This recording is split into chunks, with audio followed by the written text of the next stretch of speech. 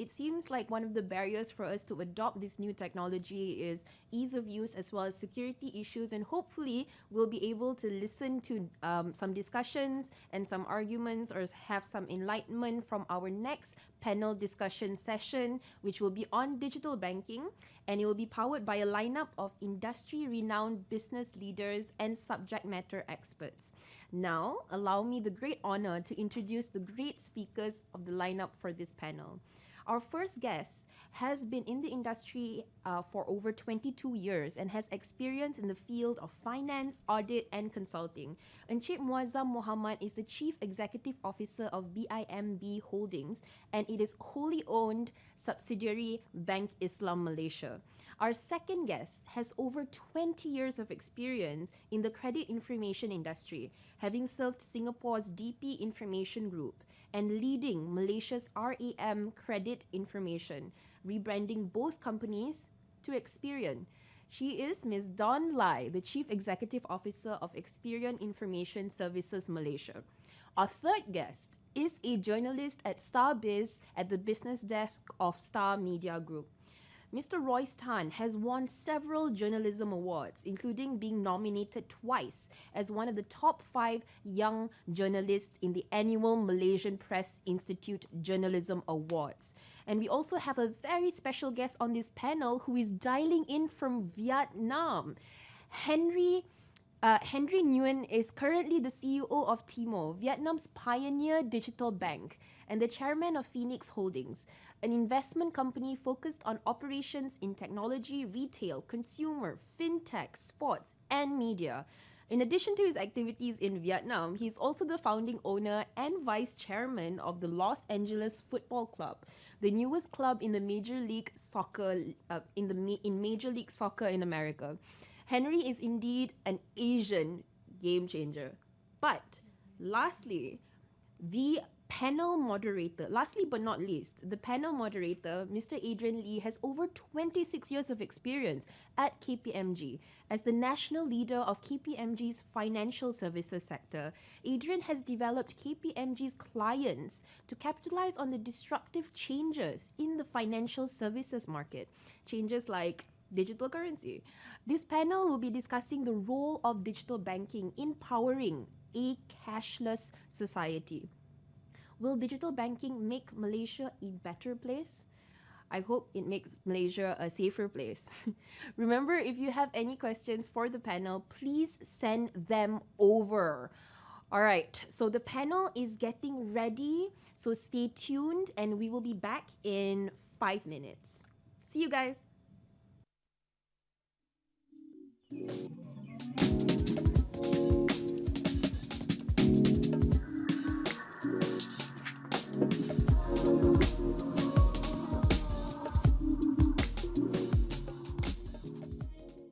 Good morning, everyone. Thank you, Myra, for introducing us. So, thank you for joining us in this panel discussion where we'll be exploring the topic of digital banking and how it will help power a cashless society in Malaysia. The push for cashless society, as we all know, has been accelerated with this recent pandemic. Maybe not so recent anymore, right? It's been one year plus into this pandemic. And it's been supported by Bank Negara, as seen by the introduction of various guidelines to enable adoption of digitization within the financial services sector, and also others incentives to promote online transactions. In fact, just a few weeks ago, the government itself has announced plans for all payments for government services to be made cashless by next year. Right? And as mentioned by in the earlier part of this conference, we will soon also see new players in the field of digital banking, 5 new licenses being offered by Bank Negara. And based on our survey, KPMG survey, about 77% of Malaysians are of the opinion that digital banks are the future of financial services. And this will surely open new possibilities for the financial services sector. On our panel today, we have a good mix of very distinguished speakers who will share their unique perspectives on this this topic. From the lens of a traditional bank, incumbent bank, a digital bank, a tech company, and also somebody from the media, right? So I am Adrian Lee, the head of financial services for KPMG in Malaysia. And perhaps I'll start, to kick the ball rolling, to get each of the panel members here as a warm-up to just give a quick introduction of themselves, right? Maybe we'll start with Muazzam. Or maybe I just say from the incumbent bank. Okay, thank you, Adrian. Good morning, everybody. Muazzam Mohamed. I've been with Bank Islam for 6 years already. I'm the CEO currently. Joined in 2015 as a CFO and made the CEO 3 years ago. I'm happy to be with the distinguished panelists today. Okay, thank you, Muazzam. Move on to the digital bank. Thank you, Adrian. My name is Nguyen. I'm the CEO of Timo, digital bank here in Vietnam. We were and are Vietnam's first and leading digital bank. We've been in business now over 5 years, and really excited to be here and talk about the future of banking services. And we have a rep from a tech company who will support all this, digital ecosystem. Hi, good morning. I'm Dawn. I'm the CEO for Experian Information Services Malaysia.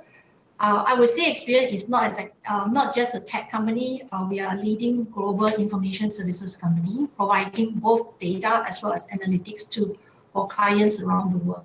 So if you look at it, we have been analyzing and gathering and processing data to help all spectrums of community, be it individual, banks, as well as businesses. I'm happy to be here in this panel together with other distinguished speakers to share in terms of our insights. Thank you, Dawn. And last but not least, we have somebody from the media, a renowned journalist. Hi, good morning, everyone. My name is Royce. I've been a journalist with the Star for the past 9 years. I cover the Malaysian economy, financial markets, and corporates. And what piques my interest the most is developments in finance, tech, and also banking. So I hope we have an enjoyable session this morning with everyone. Okay, thank you all. So maybe we'll move on to the topics in hand, and we will start off exploring. And I thought it's easier to just explore the topic of cashless society, because we're trying to link digital bank and cashless society. And maybe this is something for Royce, and then I'll open up to the rest of the members of the panel. And if we look at, and again, we heard from Visa earlier, digital wallets and other forms of cashless payment has become definitely more prominent in Malaysia, right? And again, another survey of ours, KPMG, we did note that 45 of respondents in our survey would rather lose their wallets than their phones, right? So it just emphasizes that, where people place importance in terms of their lives, right? What impacts them the most. So the question would be, would creating a cashless society pose any risk from many perspectives, right? Control on spending, marginalization of tech communities. So maybe just to hear a bit from Royce, and then I'll open up for the other panelists to chime in. Mm-hmm. Yeah. I think that's an interesting statistic, but given the choice, I wouldn't want to lose any of it, my wallet or my phone. But yes, coming back to the question, I think if you look at cashless payments, transaction size in 2020 has grown by 63% in Malaysia to about 30 billion ringgit, which is of course accelerated by the pandemic. And we talk about risk, I think maybe there are two ways of looking at this. And to ask ourselves, just because of having that cashless or e-wallet platform, does that cause consumers to have less control over their spending? And then should we not then have that platform? And secondly, does it mean that by not having that platform, people will spend less? I think if quote a statistic for Bank Negara, in Malaysia, only 51% of credit card holders pay their monthly statements in full. So we're talking about 49% either paying the partial amount or worse, the minimum payment. And a lot of these people end up seeing their debts growing as they continue to service the finance charge for what they owe, and that's like 15 to 18% per annum. So my point is, I think it doesn't really matter what the platform is. If you have bad spending habits, that's something you need to learn how to manage. But to blame e-wallets or a cashless platform for encouraging overspending because it doesn't feel as painful as using cash, I think it's a bad excuse. So fundamentally, a cashless society gives everyone a more seamless experience. So it is a direction that we're definitely heading towards, and something that's definitely here to stay. So innovation is not something that's meant to create harm, and there may be unintended consequences, but from the way I see it, there are definitely more pros than cons when it comes to having a cashless society. Definitely faster, for sure, cleaner, safer, and safer in a way that you don't handle or carry that much physical cash. And also for regulators and the authorities, lower chances of cases like money laundering because everything has a digital trail. So on the marginalization, probably that would be something that will take time to resolve. The e-wallets are not expected to replace cash outright, and like how digital banks are not expected to replace conventional banks totally. So I believe that these two systems will complement each other. I mean, it takes time for people to get on board and get used to it. And I think it's only through time that the marginalization of the less tech savvy will become more manageable. So if, for example, we can look at like how our toll payment system has evolved, how we went from cash to a mix of cash and touch and go cards and smart tech, and to now we are completely cashless and we're even going to RFID. So we've got to start somewhere and progress. That's how I see it. Okay.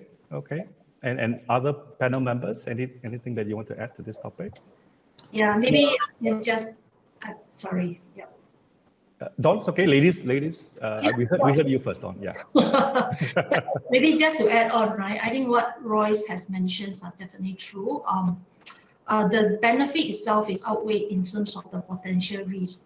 But one of the things is that we can see at this stage, definitely readiness in terms of societies to embrace this fully so-called cashless society. There is a transitioning phase. It may still take a couple of years, even for Malaysia, if you look at it for both the traditional cash option as well as the digital payment to call as SIS. At the end of the day, right, I think apart from the maybe spending thing, which that part I don't exactly think, it is very much up to the individual, right? Spending, having a so-called digital payment with the right tracking, in fact, it does help individual to better track in terms of their overall income and expenditure. The only things that is whether individual is himself actually really manage it in a certain sense. The financial literacy in that sense, right, I would say come hands in hand when we drive digitalization, because that would be something important. What I see as a potential risk at this stage is, if you look at it, the top-up available at e-wallet can be drawn on credit. So if it is not careful, individual may over-reliant on credit for even their daily necessity, which in the past are pretty much rely on cash, right? The other aspect, if you look at it, is maybe even technology and infrastructure issue. When a society go complete cashless, one of the key risks would be the sole dependency on technology to operate all the time. So in the event that the connections are not stable, or if there is a disruption, just like globally last week, right? There are brief internet interruptions that causing, I think, certain challenges for even banks as well as the airline and other services around the world. So those are the things that we have to take into consideration if we are actually really pushing fully cashless society, because these are things that we have to make sure that we have the infrastructure in place, and we equally have the so-called people embracing from a society standpoint. The marginalizations, the part that you talk about, the social inequality at this stage, there are still some form of digital divide for certain segment of the populations. Lack of access to internet are still prevalent. So in that sense, or even for certain group of maybe populations who are less tech savvy, as what we mentioned, and lower digital literacy. So having these two systems coexist for a while would definitely help the so-called transitioning to this so-called cashless society. Oh, thank you. If I can chip in, Adrian? Yeah, sure, Mohd. Probably I have a slightly different view when we talk about the tech savvy. I mean, I understand the other speakers are talking from the perspective of digital wallet, but if you realize, especially in Malaysia, we have a very mature card, environment in Malaysia. Yeah, our bank population in Malaysia is very high. Most people would have a deposit account, and most people who have deposit account will have ATM card, and most above 18, I think the ATM cards also double up as a debit card. So this is also a form of cashless transaction. So basically, it's not so much about having access to smartphones and all that all the time. But I guess in terms of if we were to drive this adoption of cashless transactions for those people with debit cards, how do we encourage them to use their card, not just to withdraw cash from ATM machine, but also to use it to make payments? Now, I mean, we see how even now for small payments, 10 years ago, Adrian, you if you were to use our card, there will be charges, even merchants are discouraging because of the high MDR. But now it's so cheap and the cost of handling cash is so high that merchants, some of them, they say, I want card, I don't want cash, right? That's a situation in Malaysia. So it's more about for financial inclusion, how do we encourage people to use card more? Then obviously beyond that, there'll be the digital wallet, and I think the arguments have been put forward by the two speakers. But the other part about the control on spending is also on the contrary, because I'm just giving an example of how we are working with the government through this Ministry of Women, Family and Community Development under the agency of Jabatan Kebajikan Masyarakat to enable cashless distribution of aids. Because before this, the JKM, they were distributing it, through the accounts, and people will go and, will queue at the bank, the previous bank that they were using to withdraw cash. But what we did was that we linked it to a card, we issue a card, that the payment transactions that they do, they can go to selected merchants of JKM and they can make payment using the card. But the reason behind it is because it will enable, obviously, greater visibility to the aid distributor, which is in this case Jabatan Kebajikan Masyarakat, to know what exactly is spent using this card, because we could track whether they buy rice, they buy whatever. Because before this, there wasn't any visibility. They know about the disbursement, but they do not know what these people spend on, how they spend on, where they spend on, and all that, right? So with this mechanism, it gives a better feedback, I guess, to Jabatan Kebajikan Masyarakat to determine whether they need to change in terms of the criteria of the recipient, the amount, the timing, the type that they're going to allow, and all that. So I think from that perspective, actually, it gives better, I guess, tracking and monitoring from the perspective of spending. Thank you. Okay, that's very, very interesting perspective. And maybe Henry, you have any words on this one? Yeah, no, I think obviously human beings, for all of our existence, we've always tried to reduce the friction of transactions, right? Yeah. Currency came about so that I didn't have to trade my chickens for your rice. And so, I think cashless forms of payment, whether it's debit, credit cards, whether it's app-based payments, it's just a natural evolution of how humans transact and how we lower the transaction barriers and decrease the friction of transactions while increasing trust. Right? I think Muazzam made a very good point of, if you go back maybe a decade or two, people were very hesitant to use cards because they were worried about security, they're worried about the fees, and as it becomes habitual, people are going to change those habits, because in the end, what is most convenient, what is most trustworthy for a customer, whether that's just a person using money or a merchant or someone out purchasing things, what you always want to do is try to make that transaction as carefree and as frictionless as possible. Right. I mean, when we hear about all this perspective from the speakers here, I think definitely everyone has a perspective, and probably we can all kind of agree that this is just an evolution to how we move on, right?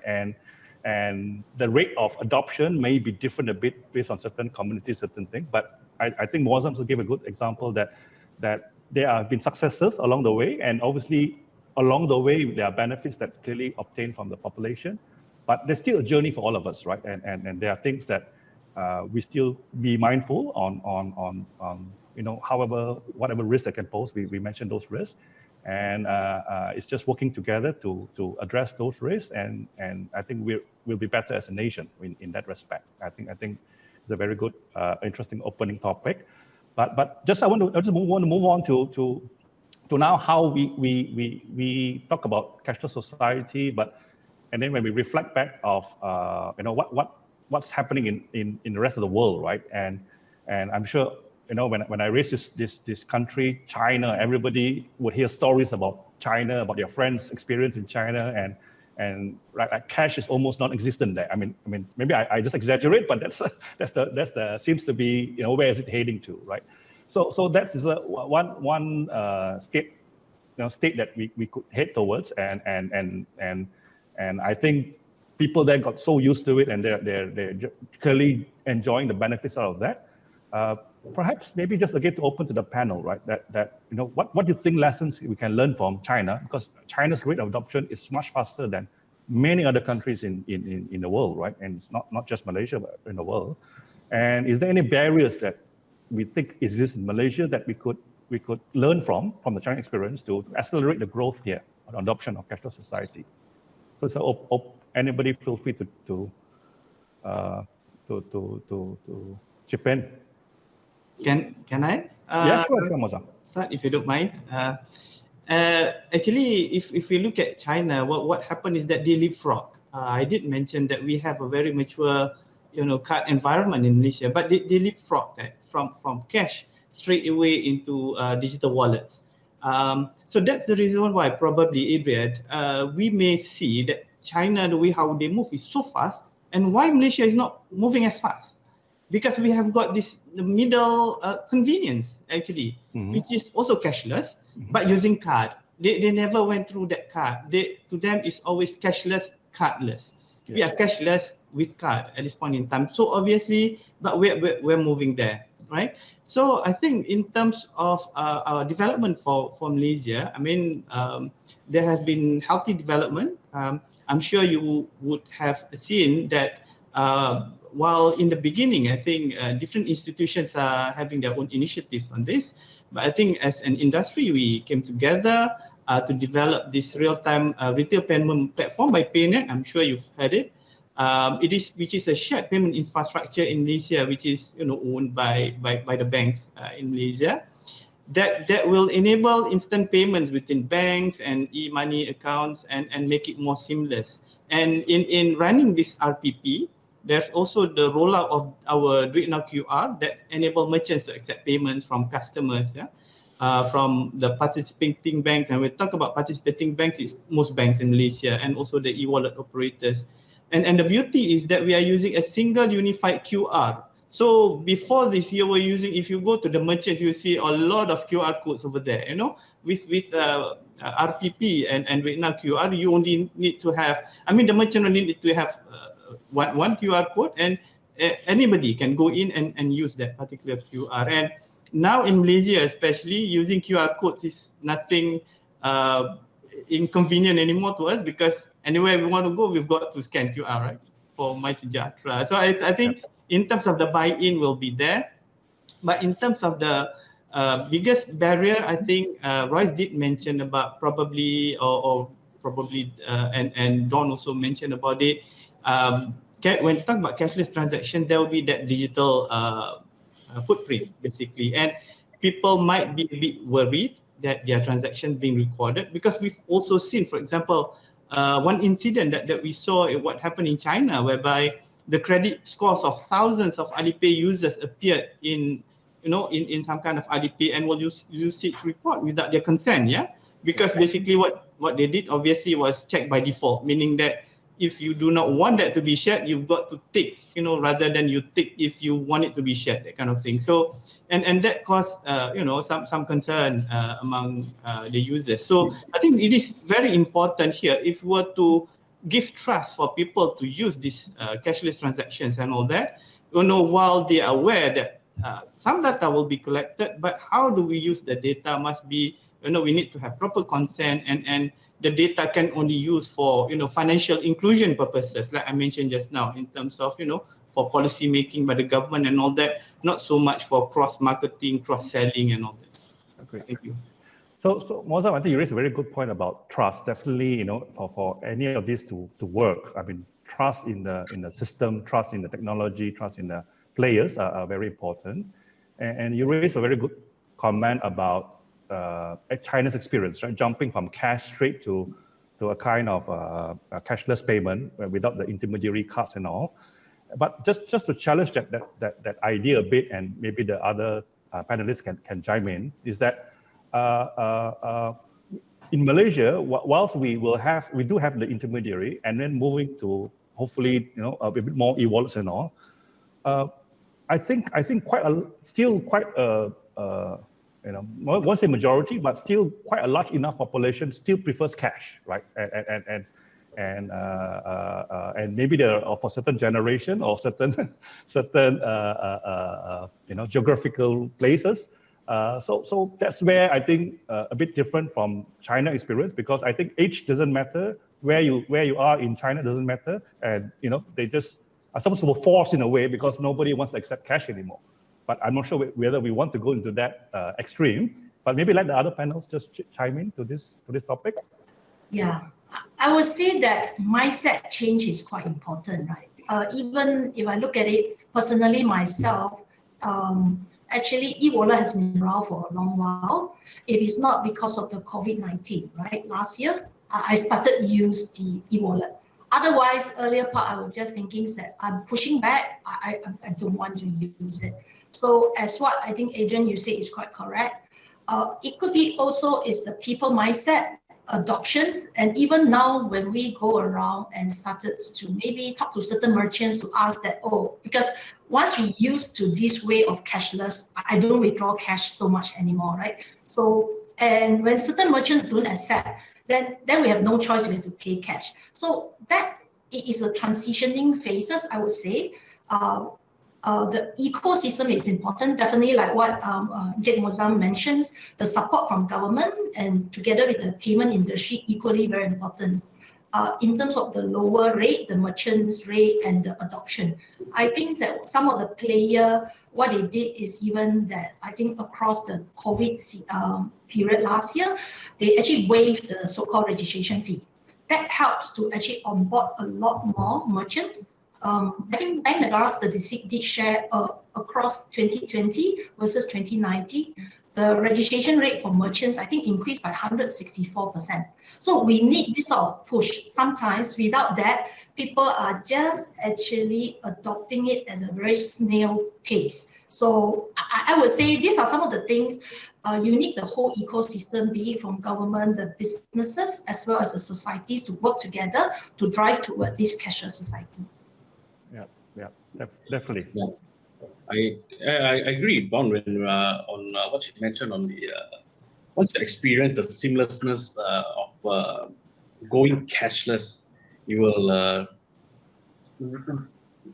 you're not likely to move back to using cash. Like for example, For myself, I think for the past 6 months, I've only went to the ATM twice. Well, mainly because of the MCO, but I've also been using e-wallets mainly. I do not withdraw cash that much.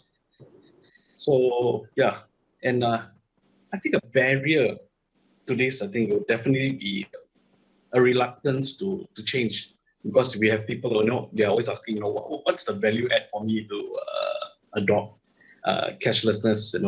I mean, using a card payment is also a cashless form of payment. So, like in Malaysia, like what Muazzam mentioned, I think the evolution of our payment systems are slightly more matured initially, in the sense that most of us have cards, credit cards and debit cards. I think about 40% of the working population has credit cards. So I think looking at Bank Negara statistics, I think there are about 9.6 million credit cards in circulation. But in terms of credit cards, there are 47 million in circulation. So yeah, and one thing, like Mr. Mohamed mentioned again, is that we have to know is China sort of skipped the cards evolution and went directly into cashless payments. So that sort of accelerated their adoption, for cashless payments. Right. Yeah, no, I think Royce and Muazzam are correct in that obviously the sort of infrastructure environment and the consumer habit environment makes a big difference, right? If you go back a decade in Vietnam, banking penetration and smartphone penetration is probably in the mid-teens. Today, smartphone penetration is practically 100%, whereas banking penetration now is just probably slightly over a third of the population here. And never mind card penetration in terms of debit or credit cards. So you basically have a tool in almost everybody's hands that if you wanted to implement a phone or app-based payment system, you already have a greater installed base. So again, I'm sure all of us, I made a trip to Shenzhen, I remember a little over 5 years ago, and it did strike me how, trying to pay with cash, whether in a taxi or at a convenience store, I got these kind of dirty looks like, hey, don't you have Alipay or WeChat Pay? And even, the street performers, they also, had QR codes instead of accepting cash as a tip. So it's really about what is the environment and what are the consumer habits. And in the end, if you offer something that's of significant value or decreases the friction of transactions that people can trust, you're going to get very rapid, high adoption rates. Right. Yeah, thank you, Harry. And very, it just summarizes the conclusion of this panel on this topic quite well, in the sense that, again, it's a convenient way, and again, you just have to build people's trust in that mechanism, and once they are used to it, and it's just a new way of doing and new acceptable way of doing, and people will naturally gravitate toward anything that's less friction, right? More convenient for them, less friction is natural human gravitation towards. So that's how we can make it more successful or push towards successful in Malaysia. So we've explored a very good discussion on cashless society and the topic, but the topic of this whole panel was about digital banking, powering a cashless society in Malaysia. So now let's move on to digital banking itself in that right now. And here maybe a question for Muazzam as the incumbent bank, right? And really, it's always top of everybody's mind, and we are looking at 5 digital bank licenses entrants coming in the next few years, and really, what's your view on them in terms of do they present a direct threat to you or the other incumbents here in Malaysia, or instead it presents opportunities for yourselves to transform yourself in light of this upcoming competition? Okay, thank you, Adrian. Yeah, I think we are in a business whereby there's fair competition in Malaysia. There are more than 30 banks, basically, 9 large banking groups. So competition is natural for us. And obviously, these are competition from the traditional banks, right? But if we were to dial back a few years, maybe about 30 plus years ago, we, Bank Islam, we were a disruptor. In a way, we were the first Islamic bank coming in when all other banks were conventional. But then after that, what happened? All the other banks, they saw that, we are in a space whereby there is a need for it, that kind of thing. And they start to roll out their Islamic windows and Islamic subsidiaries. And we have got competition even in the space that we play. And that pushes forward in a way. So I put it in a way, positive way, that competition is always good because it forces us to continue to move forward, to do something, offer better proposition to our customers all the time, because we want to keep them at the end of the day, right?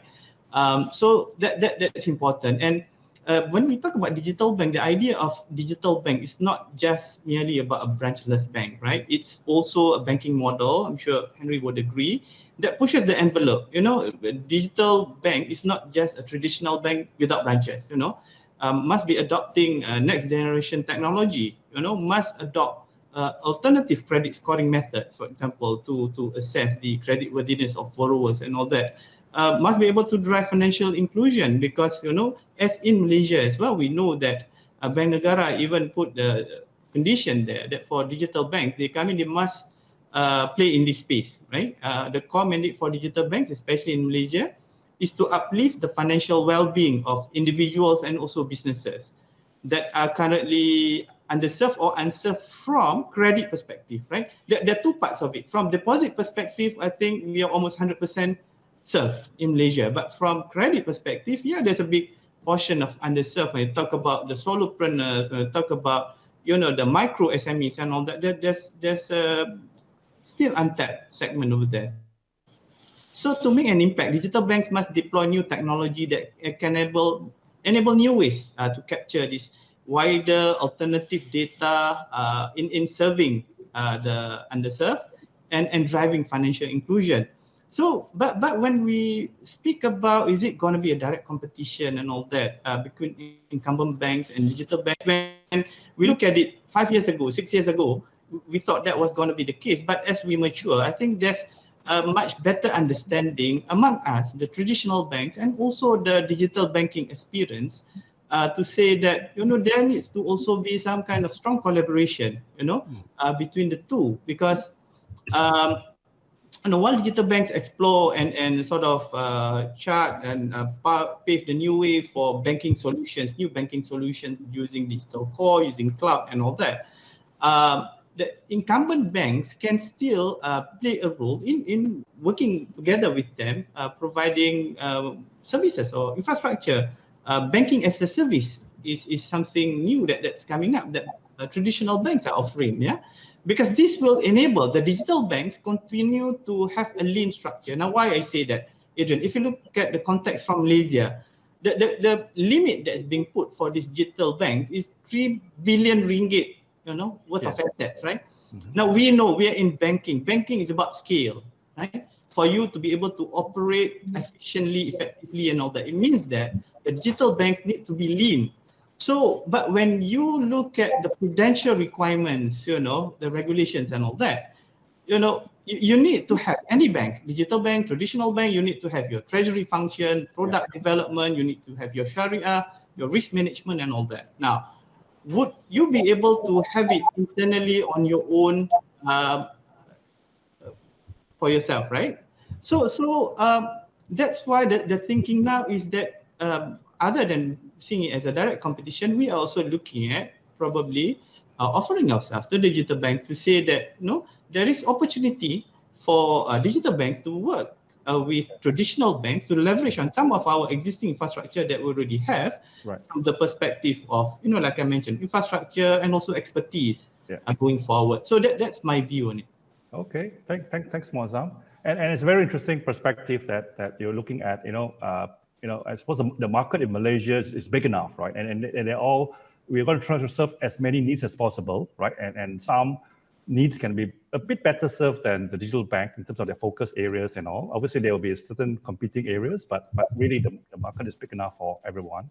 And maybe Henry, just wanted to pick your brains a bit, because again, you already launched digital banks really operating in Vietnam, and two angles to your question are, one is learning about Vietnam, a bit about what Muazzam say, collaboration between conventional and digital banks, right? Is it is it happening in Vietnam as example? And secondly, maybe also about your own success stories in terms of your launch of your digital bank, Timo Bank in Vietnam, and pain points that have you gone through.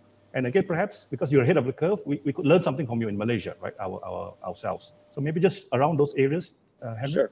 You know, Bill Gates very famously said, banking is necessary, but banks are not.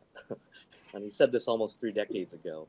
And I think that's really the essence of any service or business, right?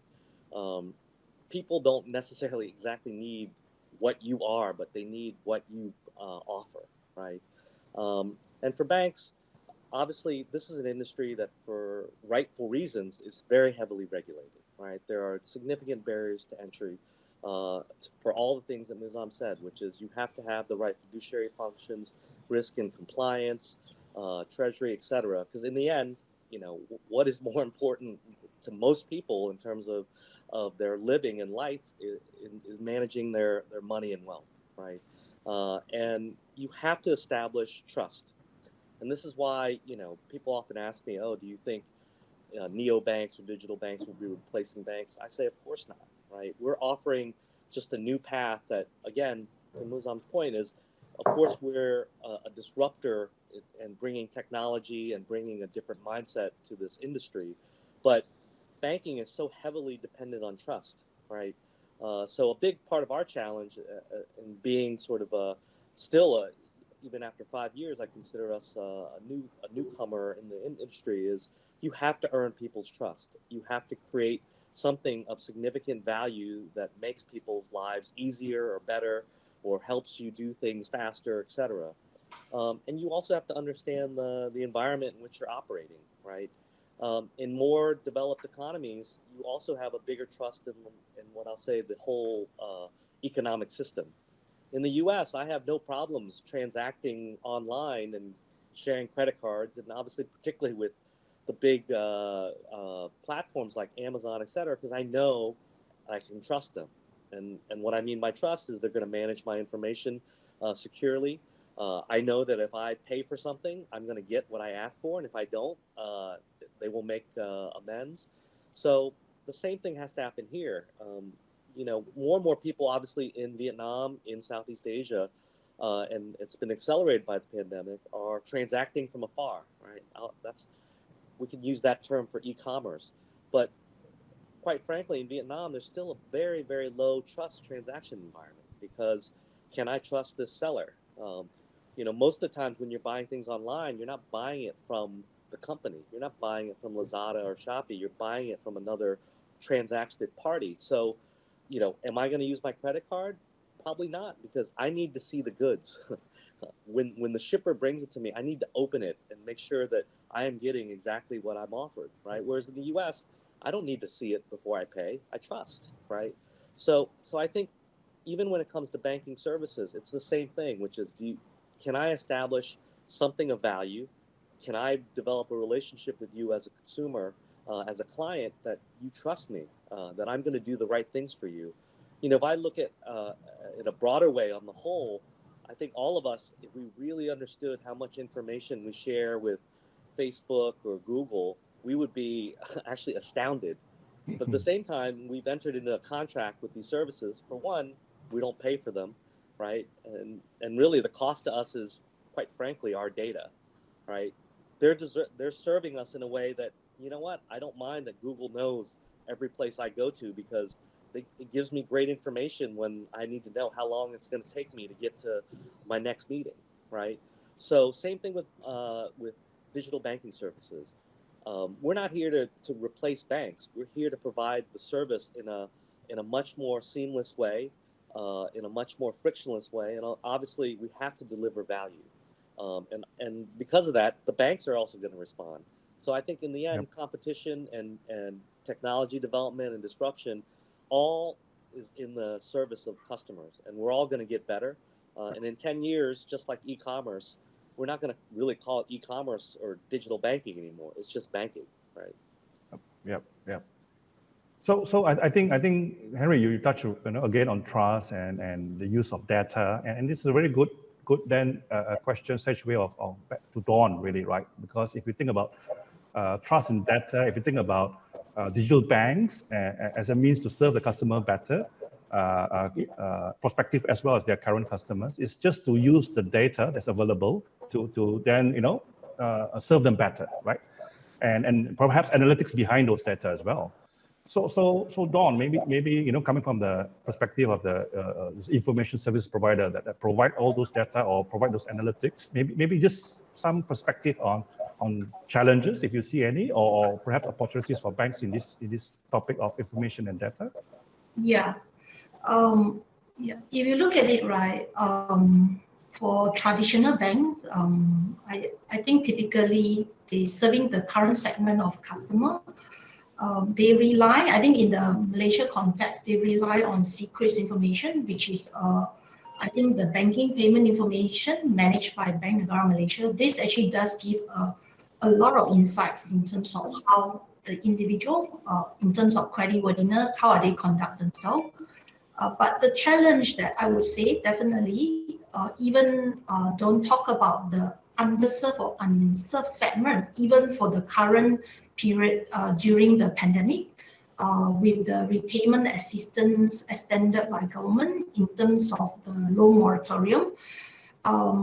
They are banks because banks are our clients, and they are also looking at, is there any other form of alternative data points that can help them to improve their overall loan approval and underwriting process? So if you come back to this, right, one of the mandates put forth by Bank Negara for digital bank applicants is to make sure that they target the segment that is underserved or unserved by the majority of the financial services company at this stage. And these are the group of people may have lack of information from the former banking system. So in that sense, right, they may not be in the system. So there will be this information asymmetry. And apart from the traditional sources of credit data, be it from the banks, be it from the non-bank, any form of alternative data sources combining with the analytics, kind of advanced analytics, would give people insight. I think one of the things about the trust that we talk about here is also whether the banks or the digital banks are able to harness the customer insights to deliver the right products and services, right? Instead of standard one-size-fits-all kind of approach, targeting or the marketings that reaching out to people. So if you look at it from Experian perspective, we also constantly, it's part of our visions to look at, apart from traditional data sources, what are the alternative data that is available in the market apart from banking, credit, or non-bank credits type of information. We are also looking at maybe telco, e-commerce. We have also just recently signed MOU with one of the agency, I think Pertama Digital last week, to jointly explore developing alternative credit scoring solution.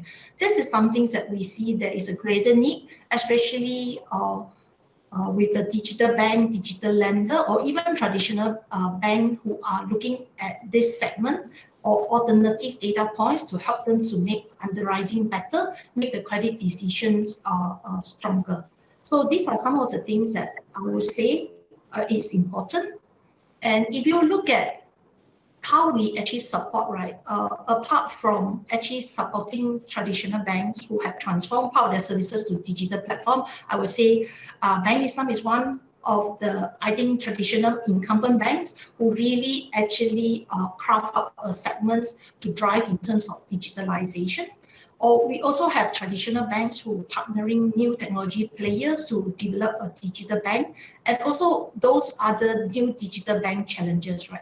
For us, from information and technology or analytics provider standpoint, we typically look at how do we actually bridge in terms of this end-to-end kind of propositions, providing the right data, providing the right so-called ID verification services, or even from the analytics and decisioning part. So how we can actually assist banks in that angle.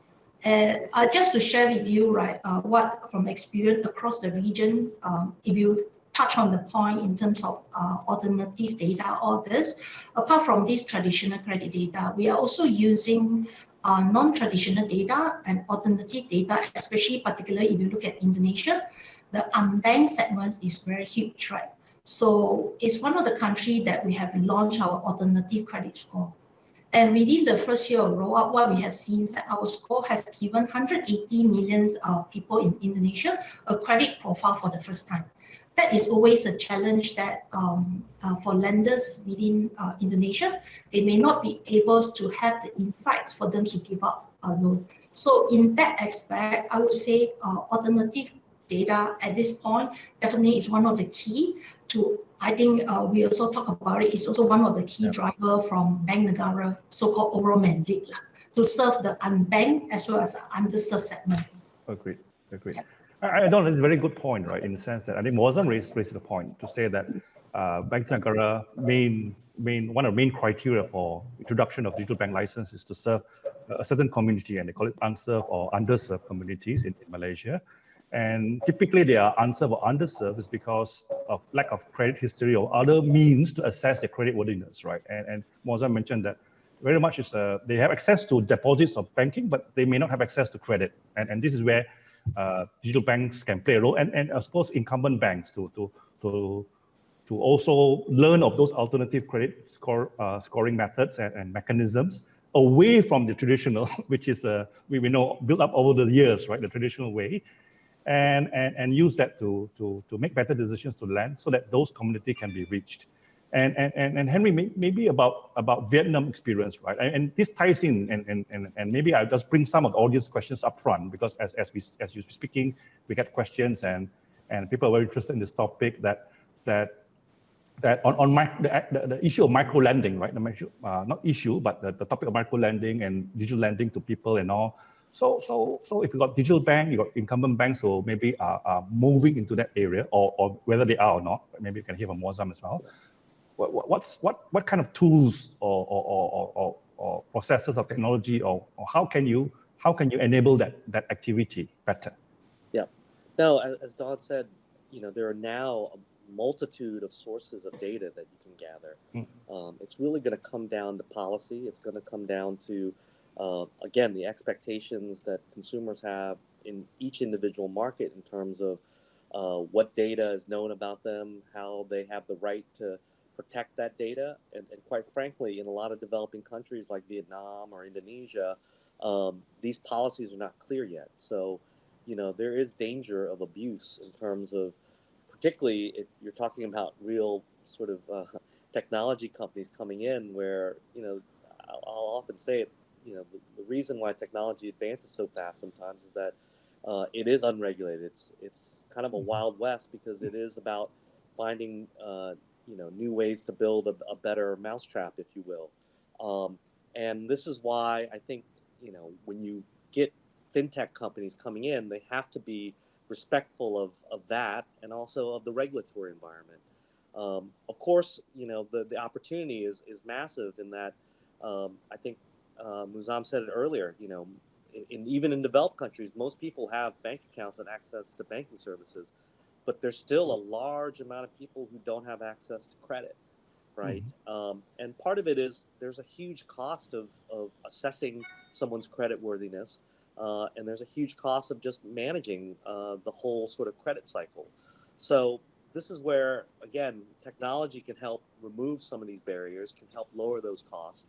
This is why we're seeing a lot of these micro lending platforms that come about, because now with digital data, with e-wallets, et cetera, you have this much richer, much more robust transactional history. And if you combine it with other data sources, whether telco data sources, whether frankly social media and technology's usage information, you can develop a very full picture of someone's transactional life, and then therefore turn it into some sort of credit scoring. Now, the danger that we've already alluded to is, how much is that anonymized? How much is knowing too much about what I do? And I think there's also going to be this kind of reactionary, well, you know what? I'm going to go back to using cash, or someone's going to come along when people become more aware of these factors and risks of saying, here's a technology and service where we're also about protecting your information and data while providing you the best service, right? And I think there are many mechanisms for that. Muazzam mentioned opting in, opting out, making it clear. Unfortunately, I think a lot of technology companies try to make it as opaque as possible, right? If you ever tried to read the user agreements for Facebook, Google, etc., or even tried to adjust your privacy settings, good luck, right? They don't make it easy because so much of their business is derived off of that. So as we evolve kind of into this new era, where particularly now, sure, I'm just using search or I'm using social media, and I'm okay with them sharing my data because it gives me value. But when it starts coming to my money, and the more you know about how much I make, how I spend it, like that becomes a greater concern than, what am I spending my time watching? So I think this is the big challenges that both obviously fintech companies have and banks have, because we're moving towards the same frontier of technology-enabled banking services and how we are able to deliver the best service while the best security is offered and privacy is offered for our customers. Yeah.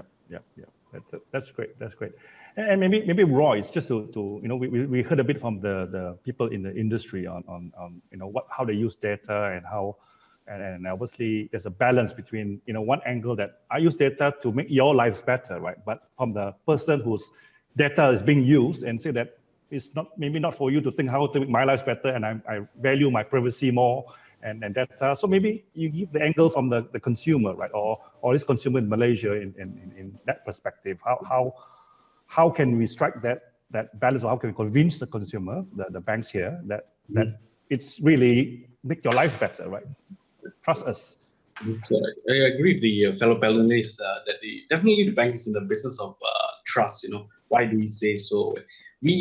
As depositors, when they place deposit money in the bank, we trust the bank with that money. And even when not see in this digital age, I think equally important is the data that we trust the bank with. Banks, they have a lot of confidential and private information. Our spending behaviors over the years, and then down to knowing our dependents, salaries, commitments, even our behavioral patterns when it comes to spending. So I think banks are one of those that have a lot of information about us, and probably, in fact, they know us better than ourselves, I think.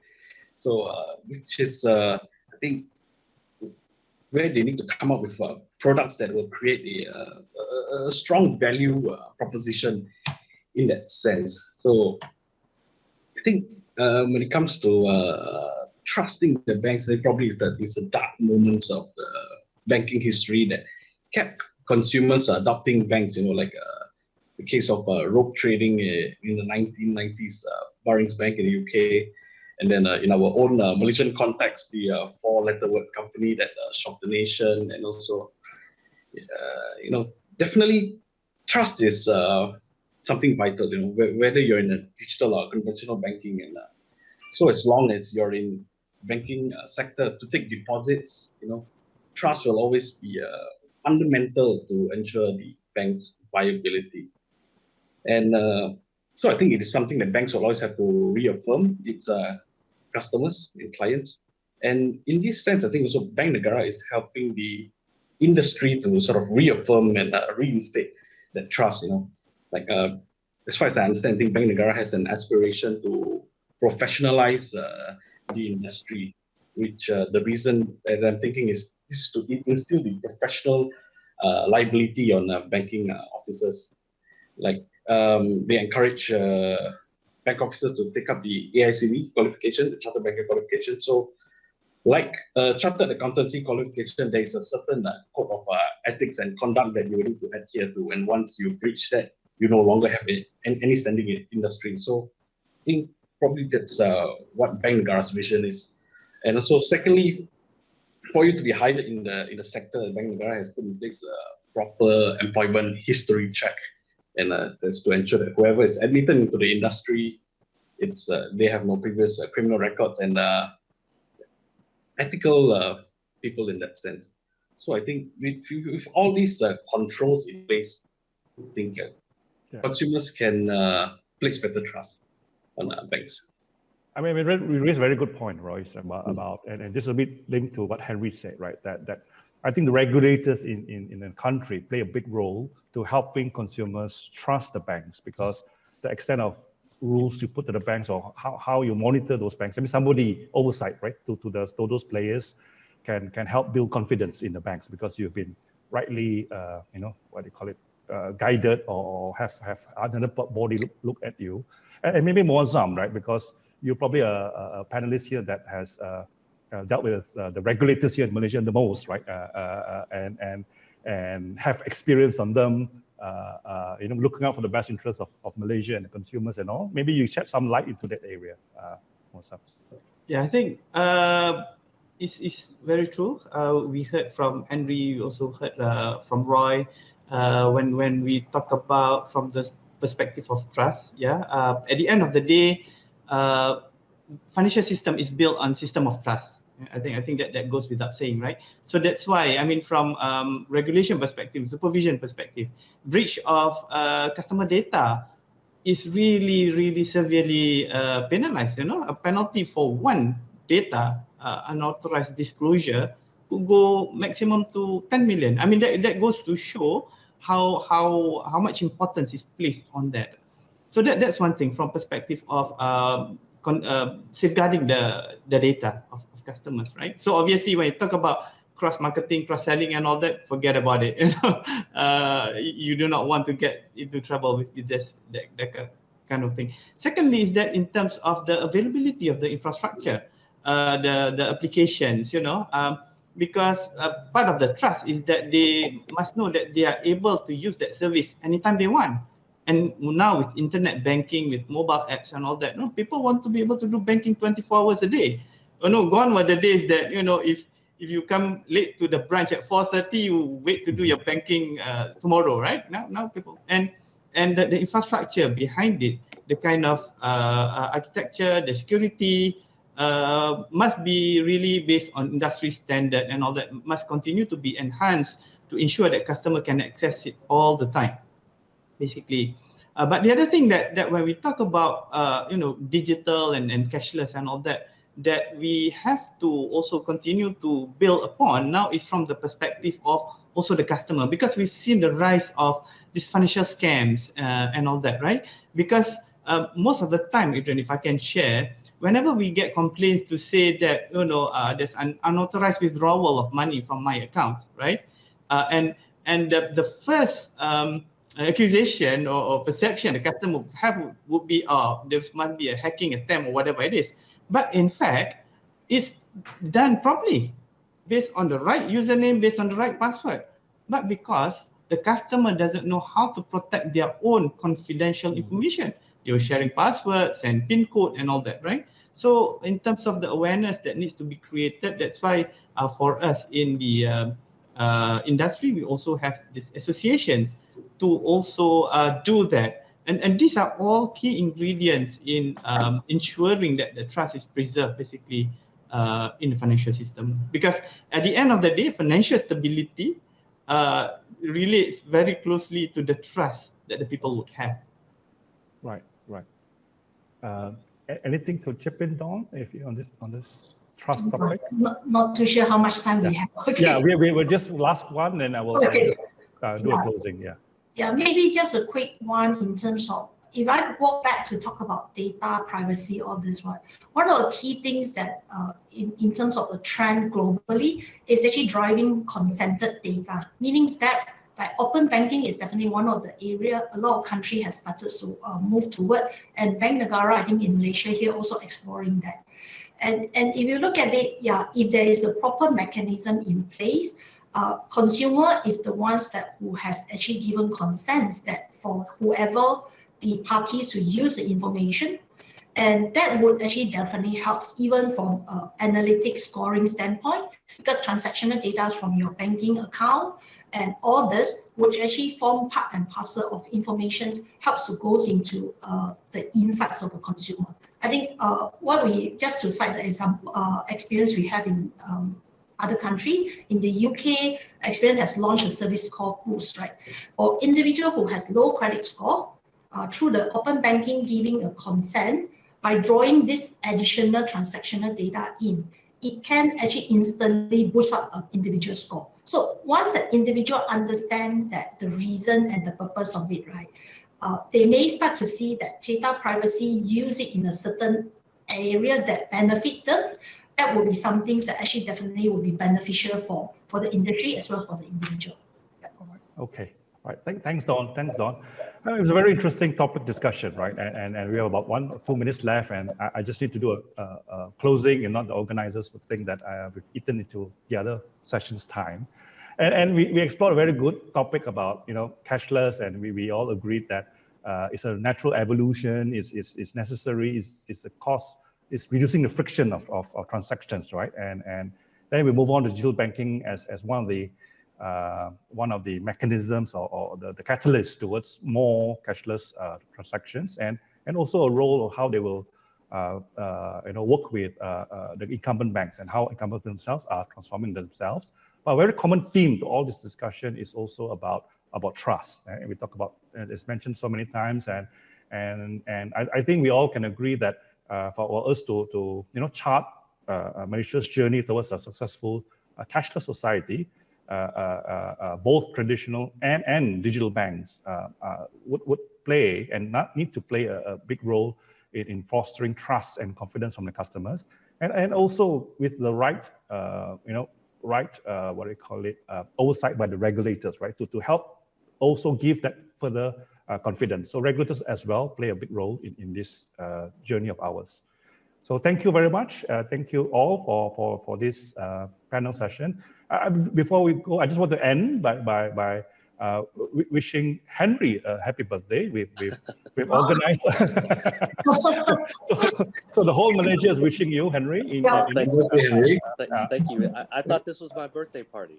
Oh, well, yeah. we have 30 million presents coming your way, right? So just look out for that, yeah. So in that case, thanks all for this great panel session, and have a good day. Thank you, Adrian. Thank you. Thanks, everyone. Bye. Bye.